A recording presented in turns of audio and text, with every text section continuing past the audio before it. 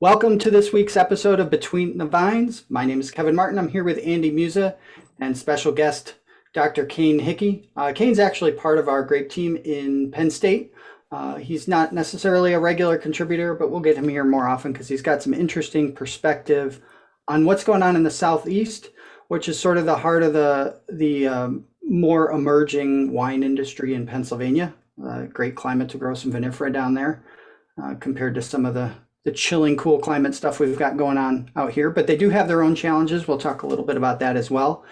And we do want to update you a little bit on how harvest is progressing or maybe not progressing, depending on what you're trying to harvest here locally in the Lake Erie region. Cain, do you want to take a second to introduce yourself to the audience? It's good to have you. Yeah, thanks, Kevin. My name is Cain Hickey, and I am the viticulture extension educator at Penn State, and just work with Kevin and Andy and the rest of the grape and wine team at Penn State, the ever-growing grape and wine team at Penn State.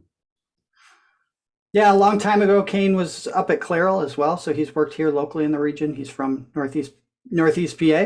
So when he was that your postdoc at the time? Were you already a PhD? Yeah, it was my postdoc. And then I've known you and Andy from even before that because I worked at the Northeast Grape Extension Lab when I was home from my undergrad pursuits at Penn State. So yeah, I've been around Pennsylvania for a while and glad to be back. Yeah, me too. I'm glad to have you back. So what's going on in the Southeast? I don't know where you want to start. We haven't had an update. Sure. Well, I can talk about general, like the South, Central, Southeast, Sure. Lehigh Valley, Lancaster, York, Chester, that area. So we'll just call it Southeast for our purposes. But so I don't think we had an update on this on the podcast. I know you have probably about the Lake Erie region, but we'll start way back in the winter when the crop potential set where pruning happens, and then if there's any cold injury events that can greatly limit a crop or the crop potential. And this year, I think in general, I hesitate, so I'll just go ahead and say this at the beginning. Anything we say here does not mean it's ubiquitously applied. We're talking in generality. So for the one person who we say something about that, hey, that was not true at my site, forgive us, because there's lots of microclimates. But in general, there was not a lot of remarkable cold injury events this past winter. So that would then mean that the crop potential is good coming out of winter, because if whole vines got injured and there was cold injury to trunks and cordons, that reduces the number of bearing vines per acre, and therefore your crop yield potential is reduced from the get-go before bud break even happens, right? And then after that, I think there was, just like there has been, it seems like it's been a perennial thing over the last at least 5 years, perhaps more, that there's a threat of spring frost because things got moving early again this year, and it was no different in Lake Erie.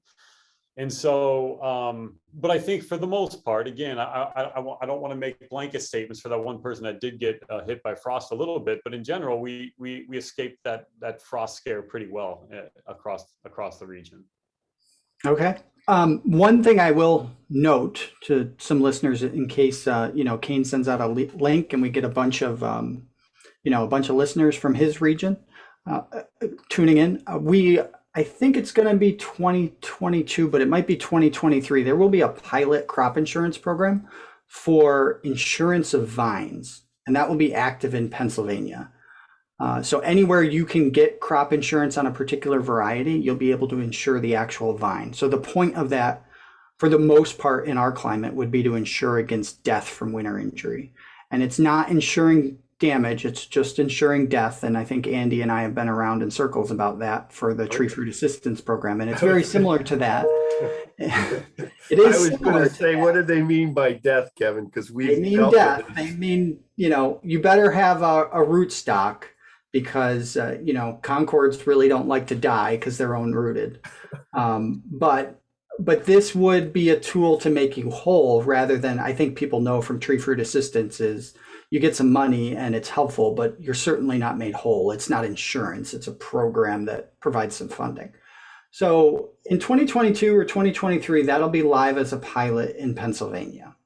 And it might be in New York as well. And it's certainly going to be in Texas. That's where it got started, and a few other states. But just if you're worried about winter injury and crop insurance is already part of your risk management tool, it is not a product that I recommend because it's not public yet. So I don't know what it's all about, and I don't know who it's going to fit and who it's not going to fit, but just look out for it if it's something you're interested in.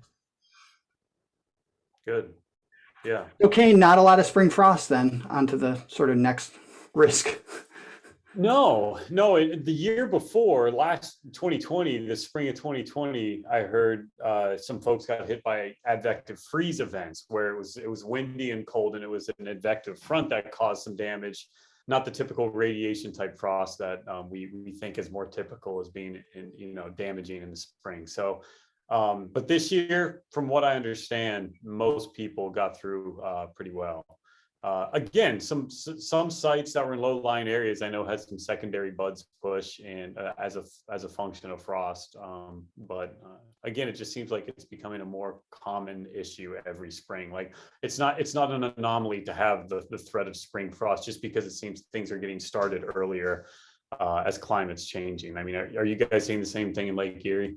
Oh yeah, absolutely. Definitely. I mean, bud break itself is pushed way earlier on average, and bloom is also earlier, but not as much. So it's a longer window, and I think I think that longer window, those are the two things we measure. You see more temperature volatility, so that's bad.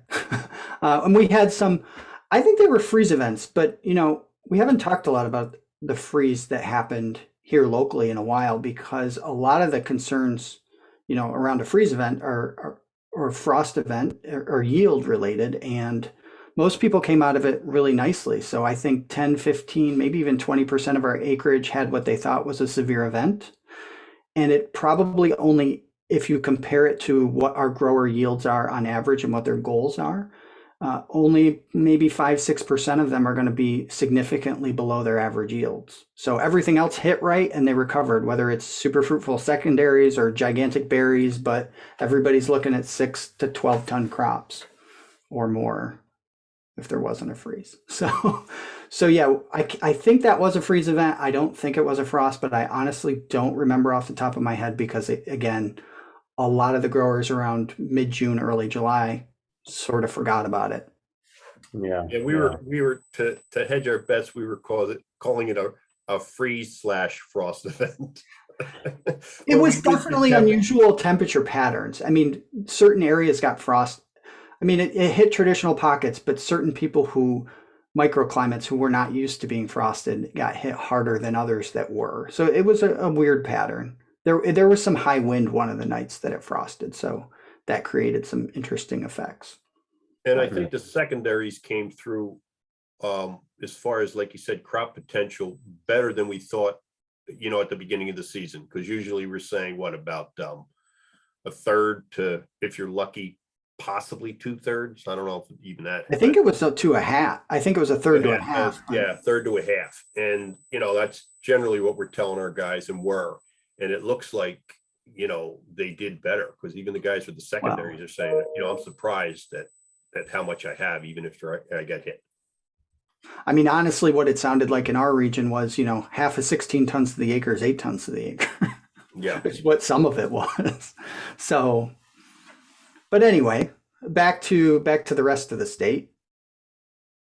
So what I can say is that I think the crop potential was well set after we got past winter and past the threat of spring frost or freeze.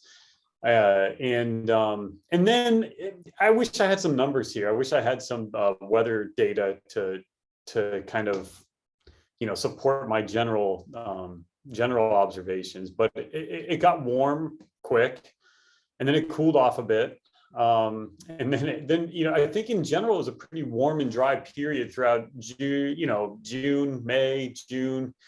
I do remember it being somewhat rainy from what I recall during bloom into early fruit set and maybe even a little bit after that. So the critical a period of cluster protection between bloom and marble or bunch closure. I do remember having some rain events during then.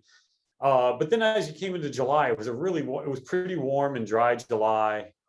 And then August came, and August I think has been a challenge for not just, I don't want to call it Southeast PA as if it's the only region that's getting this weather. I know the Finger Lakes and probably parts of Maryland and New Jersey have been seeing some of this rain that's come about in August. So some sites I've heard, anywhere from 8 to 11, 12 inches in August. Yeah, and our period there was July for us that was really wet. We had a really wet July. We had up to then, our June was pretty dry. And then we got into July and that was really wet. And then August was, July and August were warmer here. I mean, than we usually see. And I guess August we had the thunderstorms come through. So we had a mixture there, I think, with the amount of rain. But I think we got timely rains so that our berry size now is pretty good. Yeah, looking at the most recent data, and it follows from last week as well. So I think we're in the tail of the berry curve chart. They're not going to substantially increase anymore, but that tail might wag one way or the other depending on rainfall. But we're at 3.68 grams in the latest sample, and I think it was 3.66 last week. So that's almost 3/4 of a gram larger than average. And you're talking Concords now, right? Concords. Right. But even looking at some of the other varieties where we take samples, and a lot of those are hybrids, not vinifera, higher than average berry size. As a percentage, maybe not as extreme as Concords. Niagaras are almost 4.5 grams. Certainly the ones that are most likely to respond to rainfall and have variability in berry size are the ones that sized up the most, but it's really across the board. We were on the verge of a drought, and right before it was going to matter for berry size, that rain came in. And I don't know that it's necessarily good for ripening, or certainly maybe not wine quality, because we're going to have to try to ripen these really large berries, and it's probably going to be difficult. But if we get some timely weather now, because it is only the 16th of September, we have a couple of weeks where we could have some really nice weather or not so great weather. Then you'll end up with a good quality crop that's significantly larger because of berry size. So if we get lucky, it'll work out really well. So now, Cain, with again the Southeast, because we keep we keep jumping in here, and a lot of the people in our podcasts, have heard about the Lake Erie region. Yeah. So they're probably more interested in. So what did that August rain do for you? I guess is my first question. Yeah. So let me back up and say that again. I wish I had some numbers to go with my recollection, probably my poor recollection. I do recall some conversations happening about the fact that nights were warmer than typical, and I don't know if that's a trend we're going to see just because of just the changing climate. But there was warm nights, and temperatures were pretty warm in July, in August, and I think June as well. But again, I wish I had like historical averages, and then this year to kind of be more, put things into better context, but I don't. But the big topic as of late is the August rains, and that's the post-Ida rain that came through. And then there was another 3 to 5 inch system that came through, I think a week after that. I remember the post-Ida rain happened on a Wednesday. And then the next Wednesday, there was another 3 to 5 inch bolus of rain that came across. And so what that has done is made it, it's made some of the earlier whites, the aromatic whites. A lot of these cultivars are fairly thin-skinned. Well, I shouldn't say thin-skinned. I mean, I don't know if anybody's ever measured the berry thickness on these versus other cultivars, but we think they're thin-skinned because they rot pretty easily, right? So things like Sauvignon Blanc, Semillon, the Pinots, the Pinot Gris, the Pinot Noirs, these, I'm sure Vignoles for those that have that. Those are, I've seen a fair amount of sour rot out there, far more than botrytis. I see some botrytis, but sour rot by far is more of the culprit that I've seen. Where you go out there, you see fruit flies, whether they're spotted wing Drosophila or not, I don't know. But you see fruit flies, you smell the vinegar, the acetic acid smell when you put your face in a canopy. And so those are the things that I'm seeing. And then to a lesser extent, I haven't seen as much rot in things like Albarino and Chardonnay. So Chardonnay has been the poster child, at least in my mind, especially when I started in viticulture 15 years ago, the poster child for, being a disease magnet, right? And then as I get on in my career and I look at other cultivars, Chardonnay looks pretty good next to some of these cultivars. It's a very resilient cultivar, which is why it's so well planted, I think, is because it has good name recognition. And then as far as a white vinifera goes, it's actually not that disease sensitive in terms of rot compared to some of these ones that I just mentioned, the Sauvignon Blancs and the Pinot Gris. They can get rot pretty quickly. So that's what I've seen. At this point, are some of those varieties being harvested to try to curtail that rot, or do they need to ripen?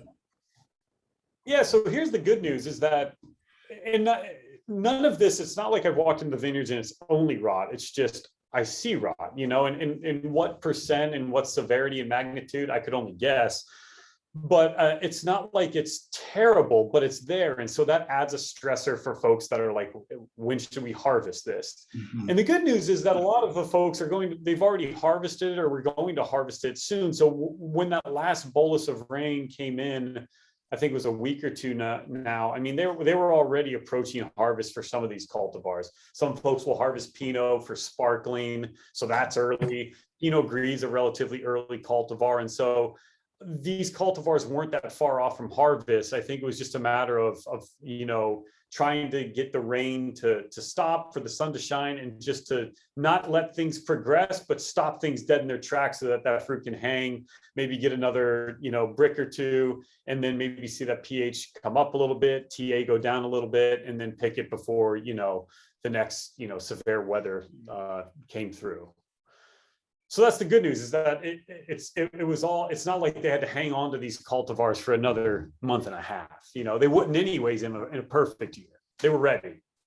Now the first thing I think of when you sort of, one of the things about harvest date that really makes me think, and it might just be my perspective, is the sort of, the push and pull of the winery versus the vineyard. Because a vineyard owner can always do better if they're allowed to harvest earlier. It's like the best disease control there is. You don't even have to spray if you harvest early enough, practically. but you can't make wine out of it.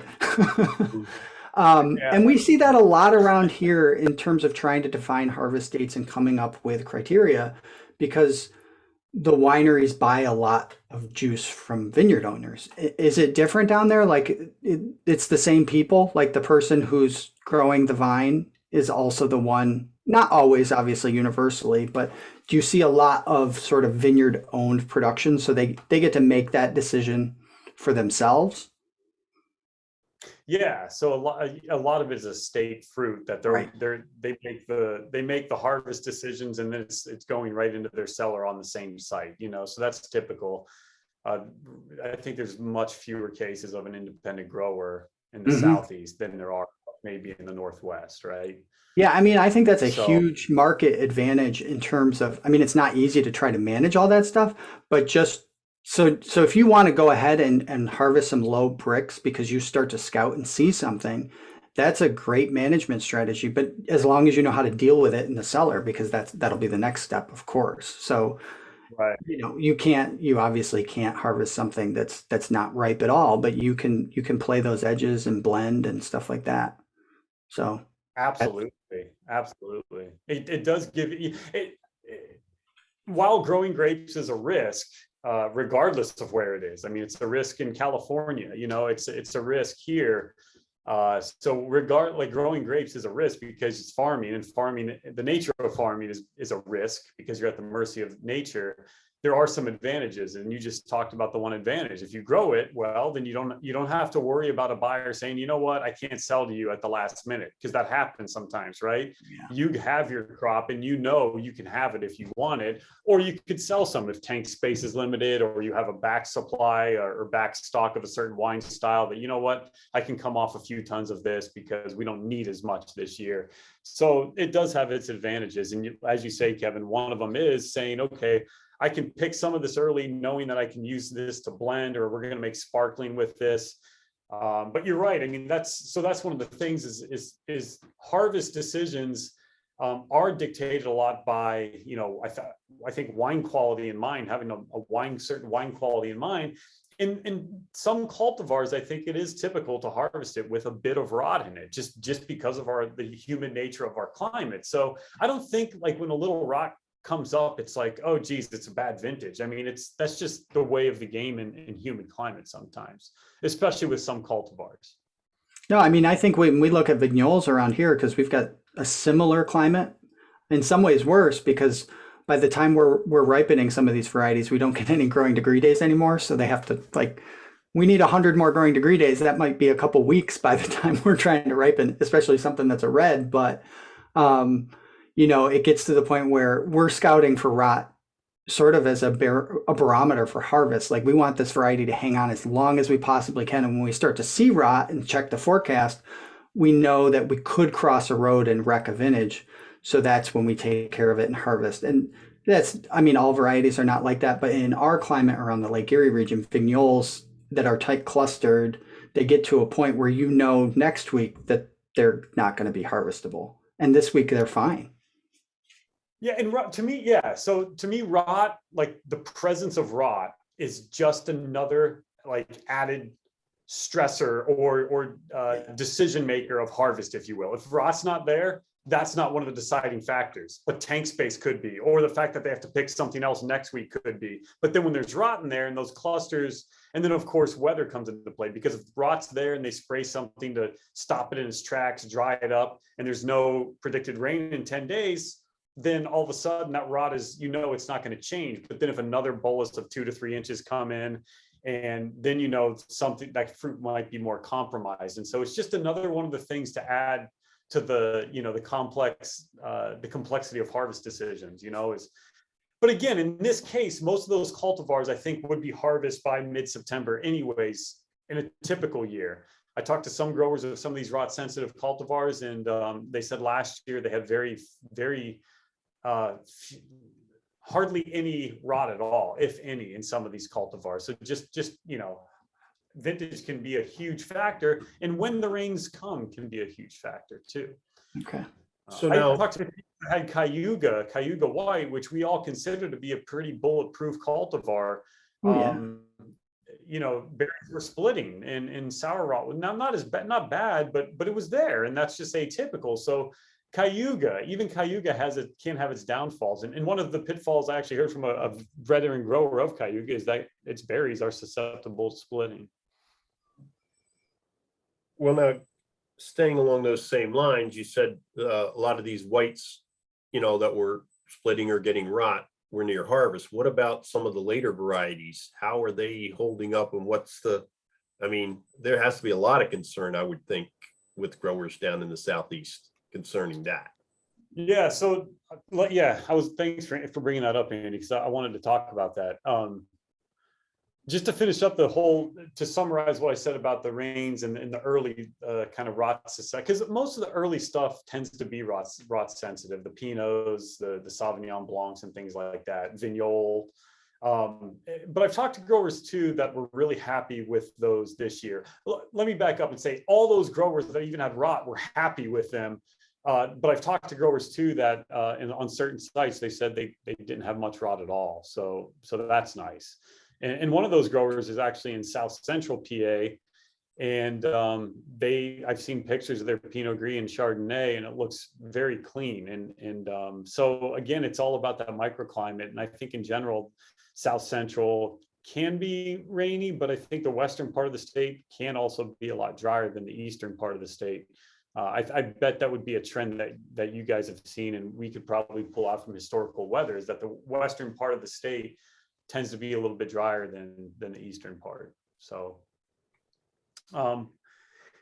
Andy, you asked about later cultivars. So the later cultivars, so we'll just say Chardonnay may be the middle point. Chardonnay is going to be probably next on people's radars, and then you start getting into some of the really late. Gruner is actually a later white. Gruner Veltliner tends to be harvested. It's not an early white, maybe a little later than most whites, or some of the whites. Chardonnay is probably harvested around the same time. And then you get into the reds, things like, of course, Marquette's been harvested mostly, but speaking of vinifera, Merlot, Cabs, Cab Franc, Cab Sauv, those will be next. Later still, probably early October. And then Petit Verdot is typically one of the last ones harvested. Those all, I think there's concern, Andy, but all the ones that I've seen look very clean. All of those, and so those cultivars tend to be more rot tolerant and resilient than all those other rot sensitive cultivars I mentioned. So that's the good news, is that those aren't, I have high hopes that those won't fall apart, and everything that I've looked at of any Bordeaux red looks clean and rot free at the moment. So, but there's still, there's still 3 to 4 weeks of season left for those. Yeah. Yeah, with that Ida, and like you said, the system after that, in my mind, I was thinking, boy, the Southeast, South Central is going to be in trouble, because we really didn't get that extent of rain. We got rain, but nothing like it missed us as far as from Ida and after that. So yeah, in fact, that last rain that I was talking about, not this past Wednesday, but the Wednesday before, it skirted right south of you guys. I mean, I looked at the weather in Erie and it was sunny and 75, and here we were getting 3 to 5 inches of rain. Now with Ida, were you seeing, I mean, obviously not everywhere, but were there any areas where it was enough rain to be damaging? Damaging to, like the crop? Yes, yeah. Not other than just what I've already said in terms of just some rotting Some grass. disease pressure. Okay. Disease pressure. And again, a lot of these growers are so on top of their disease management programs that I didn't even talk about Riesling yet. Riesling's another one out there that, again, Riesling, I think a lot of times gets lumped in with something that's really rot sensitive. But again, compared to the Pinots and some of these other whites, Riesling's pretty resilient. I mean, I've seen a lot of Riesling that looked pretty good. So yeah, other than just a little bit of stress from there being rot out there, and then because once rot's out there, then you have to say, okay, let's stop it, let's dry it up, and then keep your eye on the forecast. When rot's not out there, you're not really worried about stopping anything. And I think you're still concerned about the forecast, but that a rain event might start rot. In this case, once you already have rot, it's going to probably be a domino effect. And with every, rain system that comes through, you're hoping it dumps, less than a half an inch or a quarter inch and then leaves. Because if it comes in, and even if it's like a quarter inch every day, and it never dries out, that can be hard. Whereas I think sometimes when it comes in, it drops a half inch or a quarter inch, and then the next few days are really sunny. I think that can really reset the clock, if you will. But even if it's overcast and just kind of drizzly for a few days, I think that can be bad for rot. And again, that's kind of all anecdotal, observational stuff. Now, Cain, are you starting to see some growers in the region adopt machine harvest? No. Still zero? Okay. Yeah, I think there might be one. I talked to a grower that has somewhere between, I want to say, and I know this is going to be a wide range, but they'll have 12 more acres coming into production next year, the year after, because they planted those last year. They probably have close to 40, maybe 50 acres. And as I was harvesting a research plot there, and it was Sauvignon Blanc, which is a hard hand pick because they're these grenade clusters and they're hard. It's hard to get your pickers and know where the cluster's even attached to the shoot. We were thinking, man, this is a great candidate for harvest or machine harvest, just because it's so darn hard to pick by hand. And he actually said that they were considering getting something, because when you get to a scale of above 30, 40 acres of vinifera, that's a lot of hand picking. Yeah, I just asked because I know like labor is becoming an issue, and I think things like rot also make it more of an issue when you try to harvest really fast or whatever it is. And I do know that more so, I think probably as you get closer to the Atlantic, say in Virginia and maybe New Jersey, more of that has been moving towards machine harvesting. And like Lakeview out of Canada, which is the Gregoire dealer for basically most of North America, other than California, they always have a machine in stock for that region because typically, somebody in August or September, they realize their harvest crew is going to be inadequate for what they need to accomplish. They sort of panic buy a machine because it's cheaper than losing a vintage. And so Gregoire makes some unique harvesters that are specifically designed for that type of market. But the problem, of course, is you start talking about multiple inches of rainfall, it doesn't walk through the vineyard the same way a human does either. So it can also complicate things depending on terrain. And we deal with that a lot here, where stuff is not harvestable for the full 4 or 5 weeks because we have. Actually, our machines are even worse. They're larger and faster. So, you get 5 inches of rain on a side hill and you got to stay out of it for a while. But yeah, so I didn't know if that was a concern of any of your growers, but it sounds like not yet. Well, Kevin, that labor issue is again, probably a discussion for another podcast. Absolutely. We don't have to get into that. No, but just to reiterate that this is what I'm hearing from a lot of growers, that labor is a huge issue for them. And, not just grapes, but hearing guys, apples and peaches, just to get labor to pick the fruit is a huge issue. And like you said, it's probably the same down in the Southeast, South Central. And like you said, that could be another whole podcast. Absolutely. Yeah, I think it'd be a nice podcast just to talk about labor and mechanization because I do see adoption of mechanical pre-pruning, and lots of growers have invested in mechanical hedgers and leaf removal machines. So yeah, depending on the scale of the vineyard, it makes sense to have a mechanical harvester, especially I think folks might be concerned about perennial vine health, but I think some of these harvesters can be pretty gentle on vines, and from what I understand, and if you're just taking the fruit from that vineyard 400 yards to the winery, I don't think there's a lot of concern about degradation of fruit quality. They're not shipping it far. You're picking it, and you're basically on your way to fermenting right there. Right at the winery. So I would have to imagine if you have 50 acres, it's not all worth $3,000 a ton too. There's a blend of price points in there.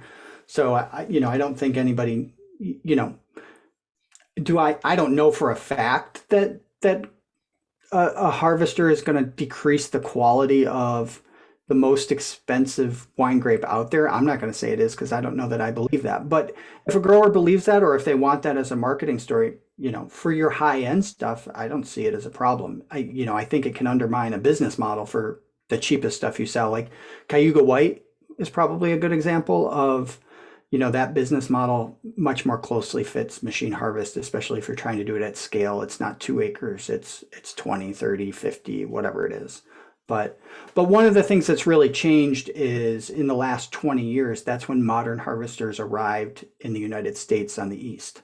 So now they're old, which means there's a very healthy used market. So the scale of adoption is a totally different thing than it was 20 years ago because there were only new machines then. And the only old machines, if they weren't built in the 70s, they were designed and the technology was from the 70s. So there were definitely more valid concerns about wine quality and vine health with some of those machines. But we've sort of moved. I couldn't know either. I mean, I'm almost positive there's some studies about hand picking versus machine harvesting and its effect on must composition and wine quality. But at some point, as a farmer, from a practical sense, you have to take, it's like this risk benefit type thing where, okay, that machine will cover its cost in terms of how much I have to pay pickers to pick. In a few years, I'm willing to take the risk of potentially injuring some of these vines due to machine harvesting. And then also, trying to prove to yourself that the must quality is good enough. So I think, they could probably do some in-cellar experiments to validate for themselves that the quality of crop hasn't gone down. But that's like any vineyard practice, if you go and hedge up, you're risking damaging some vines. If you use a desuckering tool, you're risking injuring trunks. So every practice has its own risks. And I just think that harvesting, the ability to get a crop off like right now on a split second decision to me, would look very pleasing, as a vineyard owner. I was going to say that's a nice option to have in your toolbox, because especially, like we've been talking about hurricanes like Ida coming up. And if you got to get that crop off quick and you've got, a decent amount of acres, boy, being able to go in there and machine harvest those as compared to get the crew together and get that crop off, boy, that's a huge difference, because, a couple of days can make a huge difference once those weather patterns set in and the rot starts to take over. Yeah. So, so we should let's just make a little statement here that neither of us are paid by any mechanical harvesting companies. We're just discussing. Well, yeah, another disclaimer. This is a podcast, so we're allowed to speak in generalities and I give opinions. Yeah, I wasn't even going to go down this road. I think it's a good road probably for a future podcast if there are concerns about labor in the region. But really what I was trying to figure out is if, because what we see with heavy rainfall is that becomes a concern for machine harvests in certain conditions. Our growers that are on side hills and heavy clay soils, they have to be very careful to time harvest correctly around rainfall. So, we've seen, I don't know, maybe 1% of our acreage in wet years goes unharvested because of challenges with that planning. It's not a significant amount, but I just wondered if that issue was creeping up and if there are still no machine harvesters in the region. Obviously, it's not. So that brings up another point about like these rains that have been coming through, and from the get-go, I think one of the most fundamental things about viticulture, and especially in wine production, is site selection, right? And so a lot of these growers that I work with, it's not like in the Lake Erie region, and I'm not trying, this is just making observations. The Erie region was planted and, it's juice grapes. So there, you're worried about bricks and maybe color and some other things that's not really as dissected as wine grapes are. And so down in the Southeast, I think a lot of folks chose their sites, right? Or someone chose it before them and then they bought that operation. So they took the time to be really meticulous about site selection. And so when rains come through, if you did your due diligence in choosing the right site, well, hopefully it sheds water quick and is open to prevailing air movement and winds. And so all these things, site selection can help out a lot, I think someone said a great site can make good vintages great and bad vintages pretty good, so it really does make a difference. And a lot of these sites I'm talking about that I've been visiting are on really, really well-positioned sites. So I have a hot take with absolutely no science to back it up, but observationally, what some of what we are seeing is our heavier soils look like they might be positioned to be better sites than our lighter soils. So this was not the case before. Lighter soils were always worth more in our region for obvious reasons. They're well drained. But we've added more drainage. We've had a history of having a lot of in-field drainage. And with heavy soils that are healthy, that can hold water and also drain well if they have drainage, we're seeing less effects of drought stress, even though we're seeing more droughts now in in the climate. So I don't know if you've seen enough changes in your climate so that the best sites are potentially at risk of not being the best sites anymore. Your industry's young enough, so I'm guessing probably not. You know, it's not relying on climate from 100 years ago. But Well, let's put it this way too. I mean, you bring up a good point is as, you know, as things change here climate wise, and if we're on the trajectory we're on, are the sites that are good now going to be good in 3 decades or 2 decades? Again, if we continue on the trajectory of warmer with longer periods of drought and more intense storms. right. Very, very few of the sites that I've seen since I've been in viticulture in the last 15 years, be it my time in Georgia, North Carolina, Virginia, Pennsylvania, I haven't seen too many sites that are, I would consider extremely low vigor sites, right? They're not rocky. It doesn't look like, you know, they're not 10-year-old vines that look like 3-year-old vines because they're so drought stressed or something like that. So I have to make a hunch to say that, no, I don't think that they'll become bad sites because I don't think they're that lean to begin with. You know what I mean? And probably your rootstock doesn't hurt anything either in terms of making them more resilient, which is not a lot of our region is own rooted, or of our varieties are own rooted. So we're a lot more susceptible to drought stress between being own rooted and, you know, stressing the vines out with a lack of vigor to begin with some high yields, you know, and no irrigation. We're susceptible in a way that a lot of the sites in the Southeast probably are not. And I will say too, Kevin, that since you bring it up, I will say that new vineyards are like, I know a grower that bought irrigation equipment to irrigate their new vineyard. And that was a game time call. I don't think they planned on that at the beginning of the season. So with these, if we do get longer drought periods, I think it's a word to the people that are planting to, you know, be ready, be prepared, because I think new vineyards, you know, the first 2 to 3 years are probably the times when vines are the most susceptible to drought stress. And I can say with own rooted Concords and natives, if you have natives in general, when they're own rooted, if you have access to water in a way so that irrigation is sort of affordable, like you're not digging a $50,000 well and going down 250 feet or something crazy, but you have access to inexpensive water. In our region 20 years ago, irrigating young vineyards paid for itself because typically 20 to 30% of the time you lost a full crop. Now, it was a full crop that you didn't have to take care of when you lost it. It was just you had small vines. It took you 1 extra year to get to cropping those vines. And the costs of getting to that extra year are a lot less than trying to maintain a producing vineyard. But all of your working capital was stuck working for an extra year, and that justified irrigation.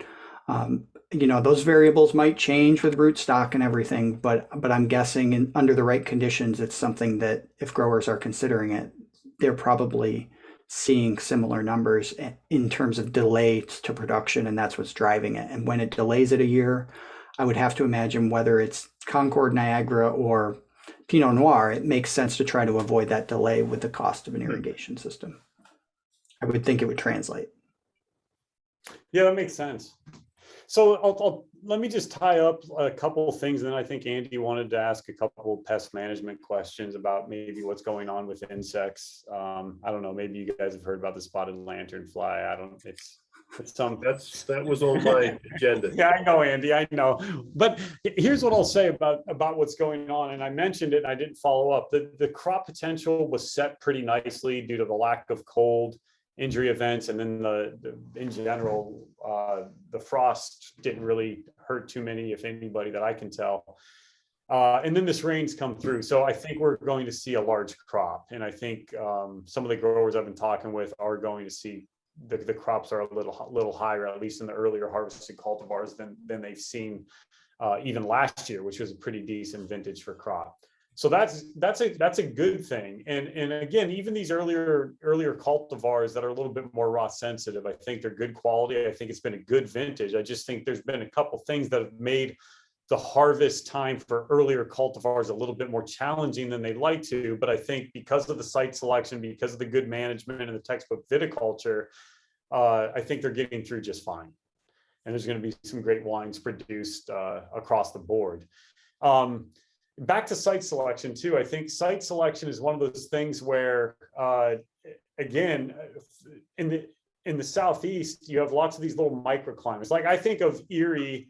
I'm from there. I'm from that area, so I think of that as like the coastal plains of Pennsylvania, right? It's very, if you measure temperature, and again, I don't want to be too general, but if you measure the temperature out where Andy lives in Fairview and Northeast, it can probably change, but I mean, it's all relatively flat at the same elevation, and you can make generalities. Whereas in the Southeast, there's so many, and Andy, you're from the Southeast, so you know this, there's so many little nooks and crannies, even in Chester County and in Lancaster, where some sites are low-lying with high organic matter. Some sites are convex and relatively high, but still have good organic matter and a little bit more structure to them. So where I'm getting at is I think over time, folks will see cultivar choice kind of be dictated by the site of the site that was selected. I know one grower in Chester County that has planted on a site that's very high organic matter, relatively flat, and they've changed, their cultivar portfolio has evolved over the last 10 years that they've been growing grapes, because you can only manage things so much. And then at the end of the day, it's just a mismatch of cultivar and site. So I guess that's just a trend that I think we'll see more of, is folks will say, you know what, this cultivar is just not working here, and they'll count their losses and put in something that will work there, and so I think that's an important thing to say. Well, and I think ideally, if we're talking viticulture, isn't that what we ideally push, that you have to select the cultivar for the site rather than just throw in what you like, or say a winery asks you to grow or whatever. It only goes so far, and past there's a point where it doesn't matter. You can't get the best quality, or you can't get it ripe unless you have the cultivar and the site match. So good. I mean, yeah, because I think good management, textbook management is, I see it, I shouldn't say ubiquitously applied, but most of the growers that I work with and are engaged with our team, I don't think there's big holes in their pest management program, their canopy management program. So at the end of the day, it's like, okay, well, here's our site, here's our cultivar, we've managed it to the best of our possible ability, and yet you still might not get that, get what you're looking for. So that's a good sign that it's time to rethink that cultivar, probably. yeah, it's definitely really challenging. I mean, we have a lot of data about how consumers don't care a whole lot about wine quality. They need something that isn't terrible. And other than that, they're really looking, when they walk into a local winery, for really good customer service. And they're very picky about customer service. Like the way you think they would be picky about wine quality, like the difference between this fine Pinot Noir and that fine Pinot Noir. That's how they feel about customer service. They don't about wine quality. But the one sort of wild card there, and I think, Cain, you mentioned it a little while ago, just in passing, but is brand recognition. And varieties of grapes have brands and are recognizable.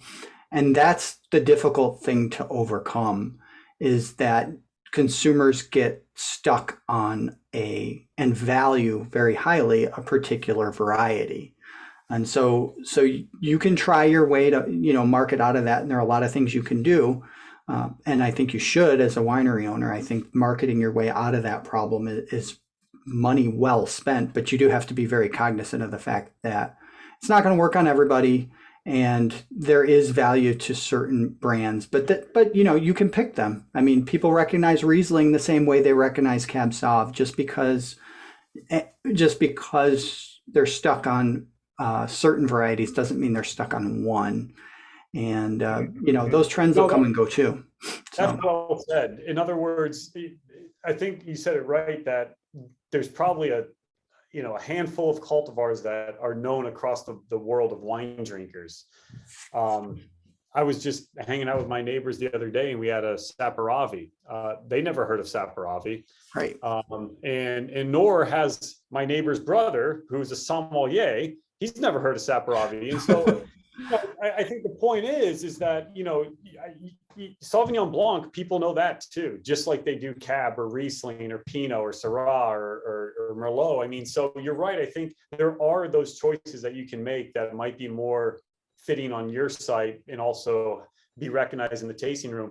I will say that there's lots of folks that distribute in the state, and some through the PLCB, some through grocery stores, some through restaurants, but I don't know of a winery that's based solely on distribution, right, in the state. So if people come to your tasting room, that's an opportunity, I think, to teach them about some of these cultivars that we use in our region that are, more niche. And I think it'd be good to celebrate that fact that they are niche and you can't get them everywhere. And then when you make the customer feel like they're getting something special and unique, I think that it might open their eyes to something like, oh, there's something really interesting and unique going on in my own backyard.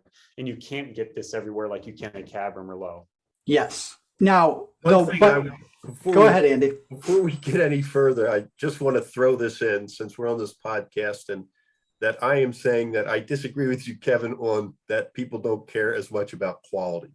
I have to disagree with you on that one. So this is a repetitive study out of Cornell. They've done a lot of surveys about wine tasting room experiences, and it's very repeatable. It happens again and again. If you try to truly sell them something bad, it's a really bad idea to do that. That will become recognized as a poor experience and will undermine the strength of your winery. But the difference between a very good wine and a very, very good wine is not very important to their experience or the amount that they're willing to spend in your winery. Well, I think this topic would be, and maybe again for further podcast, Cain and Kevin, we could bring in Kathy Kelly with some of her marketing. That Absolutely. would be interesting to see what, some of that research, or maybe some of the people from Cornell that have done some of that. That would be interesting. And it might be interesting to expand on that research and try to define where that line is, where it becomes too bad. Because at some point, it's actually easier to sell an okay Cab than it is a Saperavi. Even if that is ideal for the site and it's like a superb wine, if that Cab is okay, it's going to sell, and it's probably going to sell at a higher price point because it's recognizable. Now you try to market your way out of it, or the Cab is terrible and it's, 15 bricks or rotten or something, that you need to avoid. We know that you need to avoid that. But really defining what that line is, I think would be super valuable to the wineries. I think you're right, Kevin. In fact, the story you just said is something that a grower told me, a grower that owns a winery and sells it, is, we sell our Cab. He's like, I'm not happy with it. But see, here's the difference too, is Andy, I don't know if you're thinking bad as in technically flawed, because there's a difference between preferred style or in flawed wine. So if it's flawed, like technically flawed, it has SO2, it's corked or whatever, it has Brett, that's one thing. But I think what Kevin's talking about is sound made wines, technically sound wines that just might be a little different. Those are the ones that probably consumers don't really care all that much about. That to me isn't quality. In other words, when you're talking quality, in my mind, it's okay, this is so-so, it's bland, it's flat, it has no taste, versus, something that is even a good wine. You know what I mean? But quality, that's what, when you said that, Kevin, I was interpreting quality as you meaning that. Well, that people aren't concerned with that. And they are. They want a good quality wine as far as, what tastes good to them, not flawed. But again, I think we're splitting hairs when you're talking about a really fine wine versus a good wine. So I think we would have to bring in some people on the marketing end. I think what I would say is, if you're thinking about selling a wine that maybe the winemaker's not happy with, maybe it's definitely not going to get rated by Parker or something. Like they would definitely not even rate it, or it would be rated so low you wouldn't want the rating. But like Cain said, is correctly made and not flawed in a way that is perceivable by 90% of the public. Like if it's got Brett, it doesn't have enough Brett that most people can perceive it. But like underripe cab, and maybe that's a bad place to go because some people genuinely like underripe cab and they recognize it. But overcrop Riesling is a really good example where it was traditionally defined as low quality, and overcrop Riesling is just different, and consumers don't care whether they don't, even if they have a preference for one, if you give them the wrong one, it does not impact in a significant way their willingness to pay or to return to the winery. So I think maybe that's the important part, is they perceive the wine as slightly lower in quality. Like maybe there's a different wine that they like more, but if the customer service is better, it doesn't matter.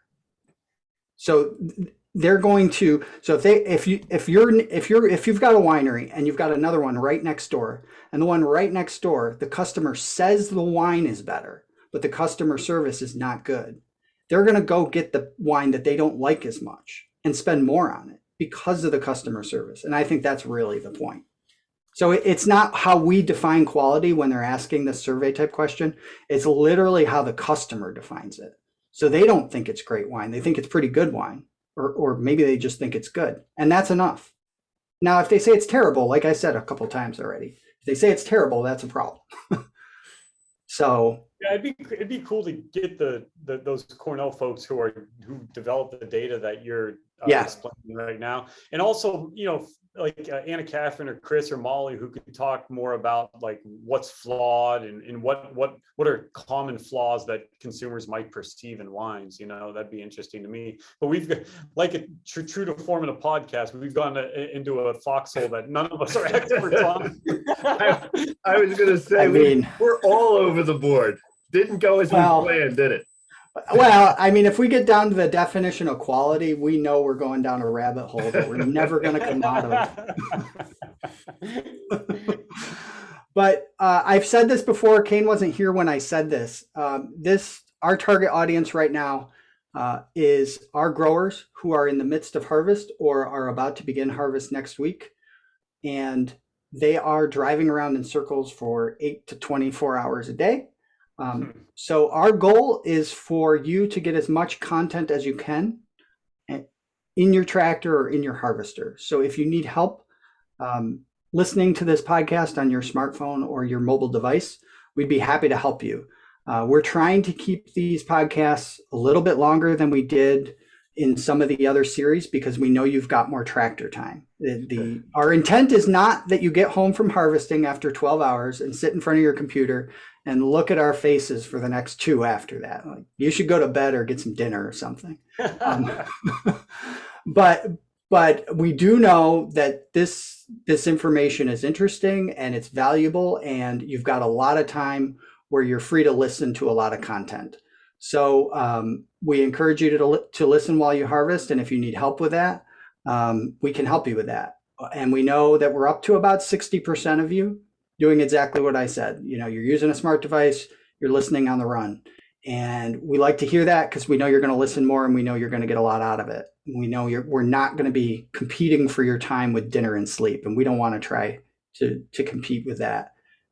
We don't think we can win. So if you need help with that, reach out. We can help. If you want to hear about something in particular, also reach out. We'd be happy to cover it in a future podcast. I want to thank Dr. Cain Hickey for joining us.